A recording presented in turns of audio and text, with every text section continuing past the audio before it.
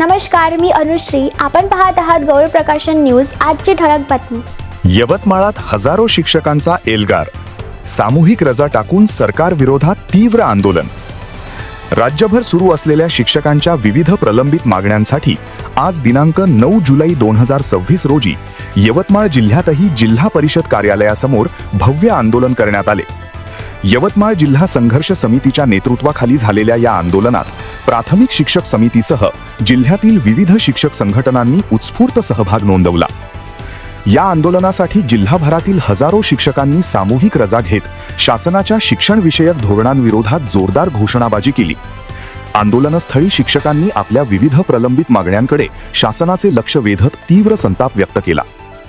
आंदोलनातील प्रमुख मागण्यांमध्ये टीईटी अट रद्द करावी, शिक्षकांवरील अशैक्षणिक कामांचा बोजा कमी करावा, शिक्षकांना बीएलओ कामातून मुक्त करावे, रिक्त शिक्षक पदे तातडीने भरावीत, मराठी शाळांचे अस्तित्व टिकवण्यासाठी ठोस उपाययोजना कराव्यात, तसेच संच मान्यतेच्या जाचक अटी रद्द कराव्यात, अशा मागण्यांचा समावेश होता.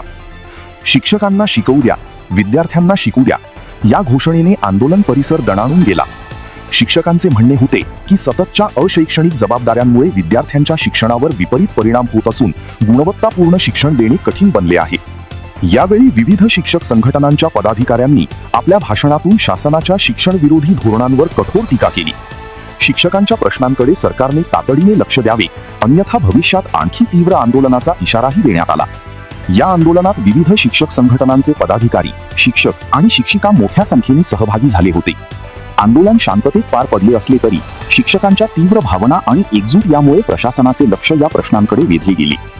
आता शासन शिक्षकांच्या या मागण्यांवर काय निर्णय घेते याकडे राज्यातील लाखो शिक्षक आणि पालकांचे लक्ष लागले आहे. गौरव प्रकाशन न्यूज करिता यवतमाळ जिल्हा प्रतिनिधी गणेशराव देशकरी. आपणास गौरव प्रकाशनची ही बातमी कशी वाटली कमेंटमध्ये अवश्य लिहा.